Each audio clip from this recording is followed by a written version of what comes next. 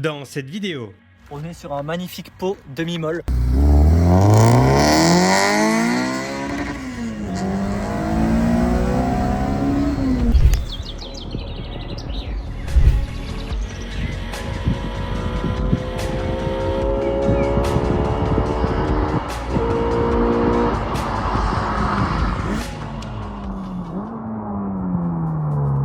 Vous savez à quel point j'adore les Honda Civic, encore plus particulièrement les EG, et encore plus quand c'est une prépa qui est vraiment aboutie et vraiment rare. Et aujourd'hui, je vous ai ramené quelque chose qui risque d'en faire sourire plus d'un.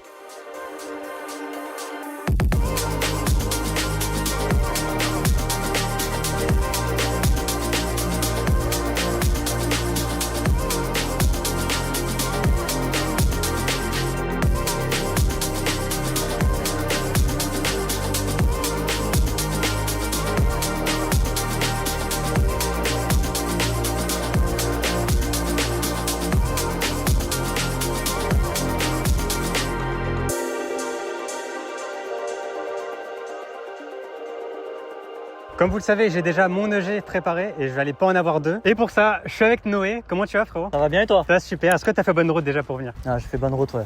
Nickel. Le cadre est exceptionnel. On est en plein soleil, il fait ciel bleu, en pleine montagne. Bon, parle-nous un peu de toi déjà, avant de parler de la voiture. Moi j'ai 19 ans, j'ai la chance d'avoir cette Civic que je trouve incroyablement belle. Ça fait un petit moment que j'adore les japonaises et j'ai trouvé cette Civic du coup en Allemagne que j'ai importée. Je suis allé la chercher avec mon ami qui s'appelle Baptiste. Donc pour aller la chercher, ça nous a pris environ 9 heures. L'aller. Moi je suis situé dans les Hautes-Alpes vers Gap, donc j'ai eu de la chance, elle n'était pas non plus à l'autre bout de l'Allemagne. Je l'ai acheté à un passionné Honda, ça m'a fait plaisir de pouvoir parler avec lui. Il a eu beaucoup de voitures, de S2000, d'Integra Hyper, beaucoup de voitures. Et t'es revenu avec par remorque ou sur route? Je l'ai ramené avec une remorque. Ok. Et grâce à Baptiste, du coup, c'est mon ami et il a le permis remorque. Et c'était à combien de temps? En début d'année. Moi je vais être honnête, quand je l'ai vu, je suis tombé amoureux de cette voiture. La config a été folle, vraiment folle. Quand je disais les gars que niveau config, j'aime bien les choses rares, c'est qu'en fait une spec comme ça, vert, jante, un peu bronze, c'est plutôt une config qu'on voit soit en Asie, soit en Amérique. Mais c'est vrai qu'en Europe, on en voit peu. Enfin, je sais pas trop en tout cas. Moi, j'en ai pas vu beaucoup comme ça, non. Et moi, je trouve ça vraiment, mais juste magnifique. Franchement, vous savez que j'ai la même, plus ou moins, en noir et gris. J'adore aussi. Mais c'est vrai que là, voir ça, c'est incroyable.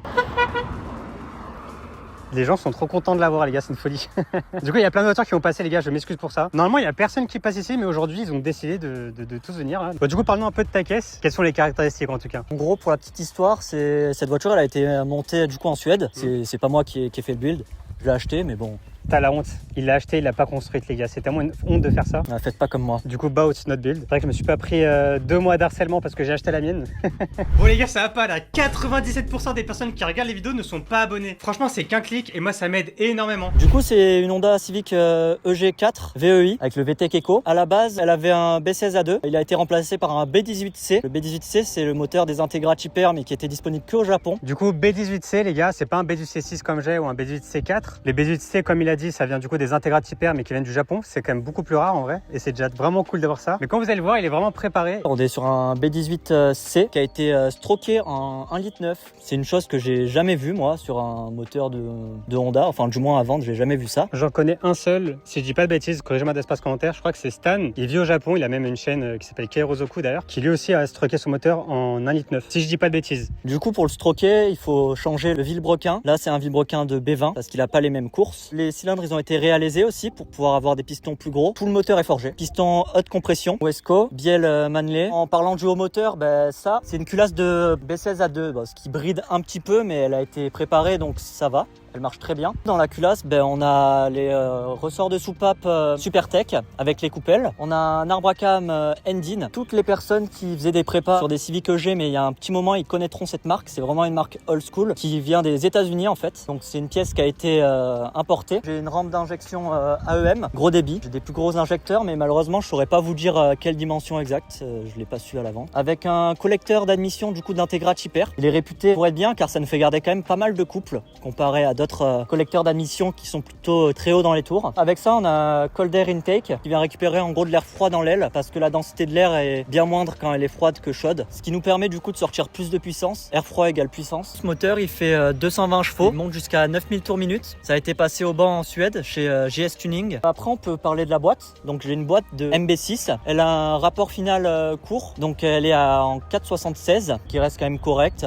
On peut aller bien plus haut, on peut aller jusqu'à 5, mais là ça devient très très court. Cette voiture en gros elle a pas de radiateur d'huile. Pour l'instant je sais pas trop qu'est-ce que ça donne, j'ai pas pu beaucoup la rouler, la solliciter énormément, donc je sais pas niveau chauffe comment c'est. Donc il y a une modine sur le filtre à huile. En gros c'est comme un peu une plaque sandwich, mais ça vient faire un transfert de chaleur entre l'eau et l'huile, ce qui permet du coup de refroidir l'huile. Mon radiateur d'eau du coup c'est un Tegiwa, un gros volume en alu. Il y a une spale Mishimoto. Du coup c'est une voiture préparée, mais elle reste agréable à conduire. Elle est pas extrêmement radicale comme certaines, comme celle d'Azoo du coup, parce que moi par exemple j'ai encore la DA, c'est vachement plus agréable pour tous les jours, pour la ville, pour les manœuvres ou quoi. Pourquoi les gens ils enlèvent la DA en général? C'est surtout en fait lors du ressenti quand on conduit. Apparemment c'est beaucoup mieux. J'ai conduit ma voiture et je sais un petit peu ce que ça donne, mais faut vraiment des gros bras et moi je suis hyper skinny. Pour les gens qui ont de gros bras ça peut être vraiment bien. Après pour les gens comme moi, je trouve pas que c'est la meilleure option. Moi j'hésite peut-être à en remettre une. J'attends de faire ma première journée de circuit pour voir un peu, mais c'est vrai qu'avec la DA c'est vachement mieux quand même. C'est un confort qui est beaucoup mieux. Ça pour le coup il y a aucune chose à dire dessus. Du coup niveau confort à l'intérieur on est plutôt bien. Et on a un intérieur complet de EG6 en noir. Du coup on est passé sur le téléphone parce que la caméra n'a plus de batterie. Je suis désolé, hein, c'est la première vidéo les gars. Prochaine fois j'achèterai des batteries, j'achèterai des micro-cravates aussi. On fera les choses bien. En fait j'attends surtout de voir si cette vidéo vous plaît pour ensuite investir. Donc n'hésitez surtout pas à me le faire savoir en lâchant votre plus gros pouce bleu, en vous abonnant à la chaîne et en me le disant dans l'espace commentaire. Du coup tu nous parlais des sièges, c'est ça? Intérieur noir complet de EG6. Du coup les sièges monobras. Il y a un point dessus que j'aimerais parler quand même, c'est que ça a beaucoup plus de sensations que sur ma voiture à moi. Vous savez les miennes elle a environ 30 chevaux de plus.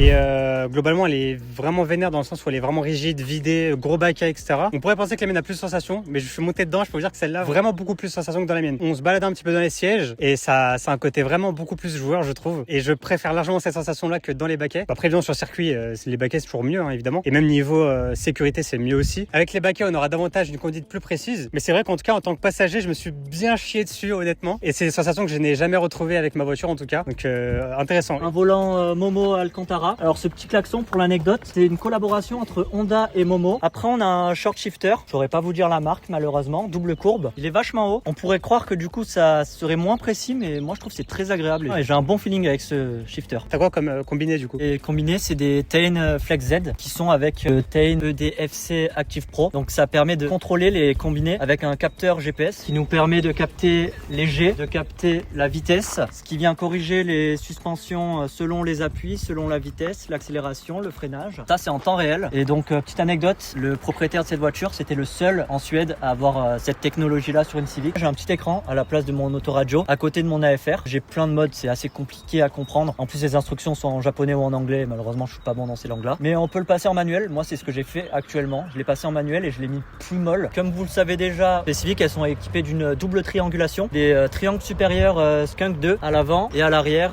les bras de carrossage Skunk 2. Niveau châssis encore on a du coup les freins qui sont juste énormes.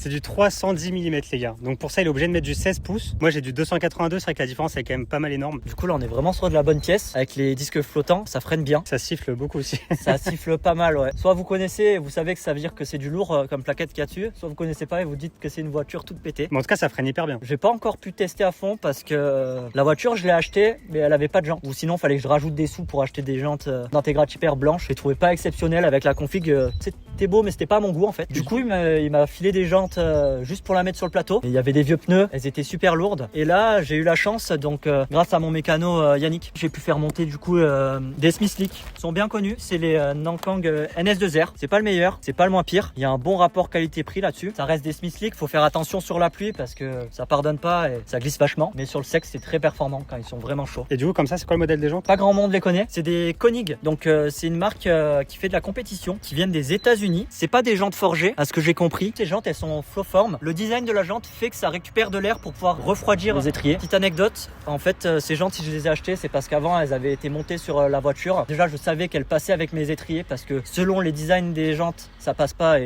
c'est embêtant. Pour être honnête c'est vraiment les plus belles je trouve avec cette config. Et vraiment elles sont magnifiques. Après j'hésitais avec du NK, c'était plus difficile et là j'étais vraiment persuadé, je connaissais le rendu. C'est vrai qu'il m'avait envoyé les photos avant de l'acheter, ils sont vraiment magnifiques. Surtout dans cette couleur, t'as bien fait de reprendre du bronze. Ce que j'aime bien aussi, c'est que c'est un bronze qui est assez foncé. C'est pas le bronze or. Personnellement, c'est pas à mon goût et ça vraiment j'adore. Là on dirait limite du gris hein, quand on regarde de mon point de vue là. On dirait limite du gunmetal pour ceux qui connaissent. Du coup niveau châssis, on a aussi du coup la barre anti-roulis avant d'Integrity Pair et la barre anti-roulis arrière de EG6. Avec ça, on a des traction bars, un renfort qui vient se mettre sur nos triangles inférieurs qui permet qu'il n'y ait pas de jeu quand on freine ou quand on accélère. C'est beaucoup plus précis, on a un meilleur ressenti au freinage, à l'accélération et on a aussi la barre anti-couple qui est sur ça. C'est une marque américaine, donc cette marque c'est Full Race. J'ai essayé de chercher pour savoir niveau prix, si ça se trouve encore. J'ai pas trouvé. Je pense qu'ils ont arrêté la production de ces pièces. Du coup, j'ai une lame avant type Mugen carbone. Bon, comme vous pouvez le voir, elle est abîmée. Ça me dérange pas énormément parce que d'en avoir une neuve qui vaut des sous et la frotter sur tous les dodanes, bah, ça fait très mal au cœur. Après, niveau carbone, on a aussi les rétros type Spoon. Donc Spoon, le préparateur japonais. Mon spoiler type Spoon. Le vernis commence à être fatigué. Ça serait bien de le refaire. Il est en train de se craqueler sur les mailles du carbone. Après, surtout, faut dire que c'est une caisse qui roule quoi. C'est pas non plus un chocard. C'est comme le moteur, il est assez récent. Il a à peine 15 000 km depuis la reconstruction. Donc elle roule la voiture. Est-ce qu'on peut parler du prix ou c'est quelque chose qui te dérange ou... Non, moi ça me dérange pas, je préfère être transparent. Cette voiture, donc je l'ai eu à 11 000 euros. Ça se justifie aussi parce que niveau papier, c'était un peu galère. La carte grise était suédoise alors que je l'ai achetée en Allemagne et en allemand. Franchement, les papiers, c'est pas très compliqué. Il faut juste, l'état, c'est très long pour qu'ils répondent, donc il faut le faire une fois, mais bien, parce que sinon ça prend beaucoup de temps et là c'est vraiment embêtant. Pour faire les papiers d'une voiture étrangère, c'est pas très compliqué. Il faut surtout oser prendre le temps de faire de l'informatique et de la paperasse. Il faut du coup l'acte de vente, l'ancienne carte grise, un contrôle technique. Donc maintenant je sais que les contrôles techniques ils peuvent être faits. La voiture elle est sur 3 roues, elle est sur 3 roues. Elle était sur 3 roues dans le virage. Le mec qui rigole de la voiture. Pardon, je t'ai coupé. T'as jeune plus haut. Ouais. Du coup, contrôle technique, maintenant ils peuvent être faits à l'étranger sur un certain délai. Moi je l'ai passé en France le contrôle technique. Il faut aussi un certificat de conformité européen pour affirmer que cette voiture elle est aux normes européennes. Normalement on le demande aux marques. Là Honda ils font plus pour ces voitures donc il y a des courtiers. C'est assez simple, il faut rechercher sur internet certificat de conformité européen Honda. Ça coûte dans les 150 euros et du coup le prix il a été justifié par tous ces papiers et cette carte grise de retard. En vrai je trouve que c'est quand même honnête comme prix. Aujourd'hui il y a des gens ils vendent des EJ9 à 10 000 euros donc là avoir une voiture préparée avec un B18C préparé avec autant de pièces et que de la vraie pièce pour le coup, franchement c'est vraiment bien. T'as fait une plutôt bonne affaire je trouve. Ouais. Du coup après le spoiler, la malle arrière carbone. Ça c'est tuning. J'en ai jamais trop vu. C'est surtout esthétique parce que franchement si on veut gagner des kilos, on l'enlève tout simplement. J'aimerais bien avoir vos avis. Je sais pas quelle marque c'est exactement. Si quelqu'un connaît, qu'il n'hésite pas à le dire dans les commentaires, ça serait gentil. Et du coup les gars, regardez là, on est sur un magnifique pot demi-molle. Pour le coup j'ai le même pot. Du coup toi aussi c'est du sur mesure j'imagine. Sur mesure ouais. Du coup en parlant de la ligne, ça m'a rappelé que j'ai oublié de parler du collecteur. Le collecteur c'est un PLM style et en fait c'est un triple Y, ils appellent ça. Les jointures c'est pas un 4-1 ou un 4-2-1 mais en fait c'est des Y. Ils se rejoignent comme ça. Ça fait 2 fois 2-1 qui se rejoignent en 1. Malle arrière européenne que je te conseille de changer bien évidemment parce que c'est beaucoup plus beau une malle JDM ou américaine. Que tu veux faire le changement toi ou est-ce que pour toi tu t'en fous Ça sera à voir plus tard parce que faut tomber sur un bon carrossier qui arrive à te refaire la même peinture identique. Bon du coup présentation de la voiture finie. Maintenant on va voir ce que ça donne quand ça roule et pour ça est-ce que je l'essayerai pas? On va lui laisser essayer à Azo parce que le pauvre, son moteur tout cassé est là. Ça doit lui manquer les japonaises à conduire. D'ailleurs au moment où on parle les gars, ma voiture elle est actuellement au garage, à un garage hyper spécialisé etc depuis une semaine et ils vont commencer à travailler dessus du coup la semaine prochaine. Je donnerai toutes les informations sur Instagram. Peut-être comment vous voyez ces vidéos, la voiture est déjà réparée, j'en ai aucune idée. En tout cas allez sur mon Instagram Azuma IRL, je mettrai le lien en description, vous aurez littéralement toutes les infos. Donc nous on va passer directement à la conduite et c'est parti, j'ai très hâte. On va voir comment ça se passe au démarrage, le bruit que ça fait etc. J'aime bien. Sympa. J'aime bien. Bon, il y a un peu tout qui tremble là, mais sinon ça va. J'aime bien. On peut taper un petit coup d'accélération.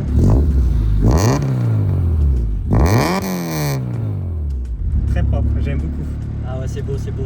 Bon, en tout cas, on est parti, les gars, pour le premier roulage. C'est lui qui va conduire. Et ensuite, du coup, lors du deuxième roulage, je vais conduire un peu moi-même. À savoir qu'on est sur des routes fermées, les gars, évidemment. Et on va respecter évidemment toutes les limitations de vitesse. C'est quand même hyper important de le préciser. Et ne faites jamais les cons sur la route, les gars. C'est une voie publique, c'est pas un terrain de jeu.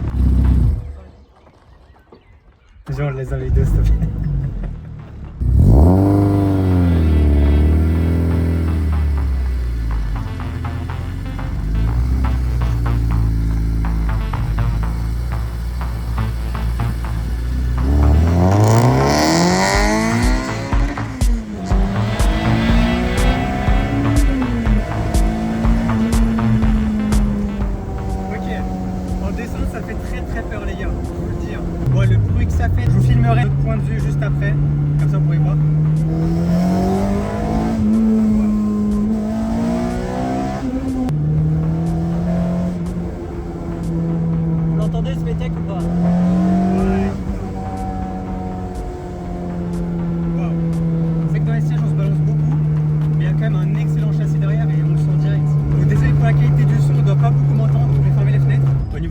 de sensations et tout, c'est vraiment vénère. Donc là on fait demi-tour, on va faire la montée. Bon, je pense que vous voyez à mon visage, les gars, je me suis un peu chié dessus. Passager, déjà ça fait peur, vous le savez très bien. Mais en plus de ça, c'est qu'on était en descente et les sièges nous maintiennent, mais pas du tout. Du coup on se balade et... Ça rajoute des sensations. Exactement, ce que je disais au début de vidéo en plus.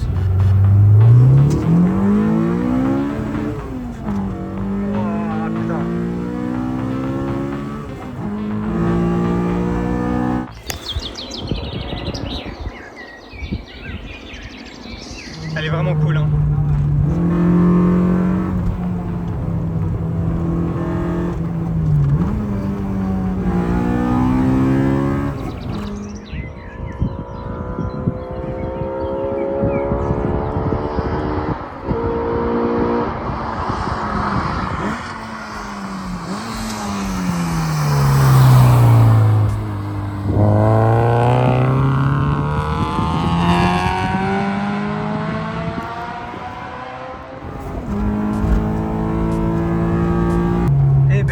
C'est vraiment le combo parfait, hein. C'est hyper confortable. Ouais, c'est une voiture que tu peux rouler un peu dans la vie de tous les jours, j'ai l'impression. Mais par contre, c'est hyper sportif et ça broie beaucoup de voitures. Bon les gars, je suis au volant de la caisse. Je vais m'installer tout simplement. Là, t'es quand même vachement plus grand que moi. Bon les gars, c'est parti pour le test. Moi, je suis tout flou. Ouais, mais ouais, la DA, les gars, c'est... Non, franchement, elle est pas traître. Oh, la boîte de vitesse hyper haut. C'est vraiment stylé aussi. Enfin, le pogo, je veux dire.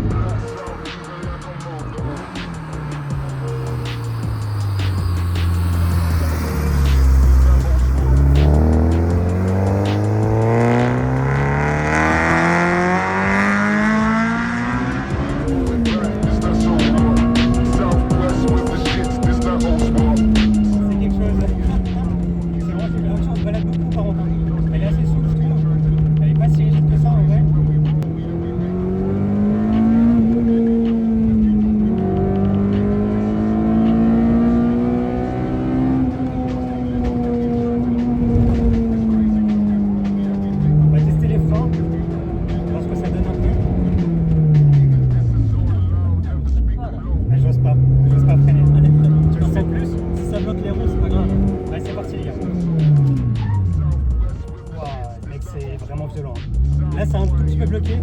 Par contre je pense que tes freins ils ont une mauvaise répartition dans le sens où le gauche freine plus que la droite je pense. Ouais, je sais pas si t'as remarqué, la voiture elle a penché d'un côté. Mais je me demande si c'est pas aussi la géométrie parce que si je lâche le volant elle a tendance à partir à droite. Ok. Ça peut être un combiné des deux, je sais pas. Ok, ça va vérifier.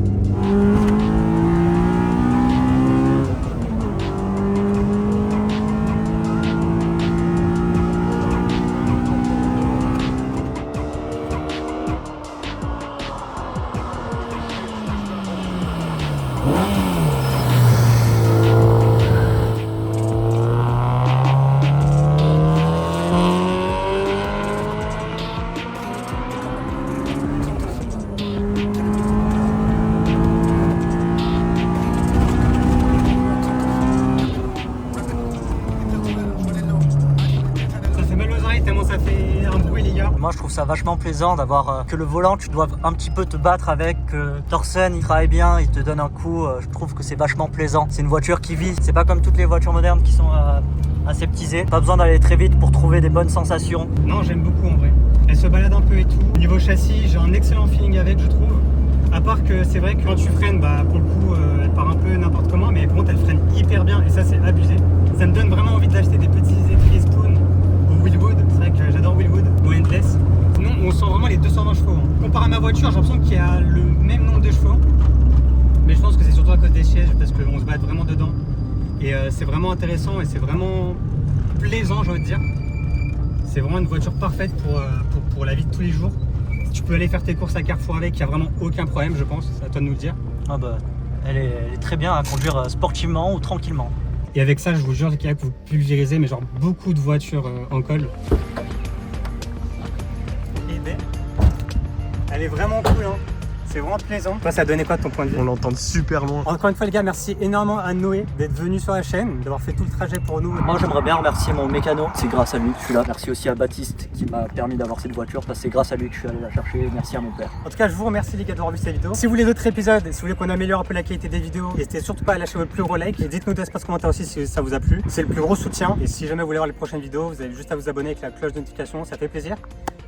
Merci à toi Noé. Merci aussi à toi. Ça nous permet de partager la passion et d'honorer ce build. Abonne-toi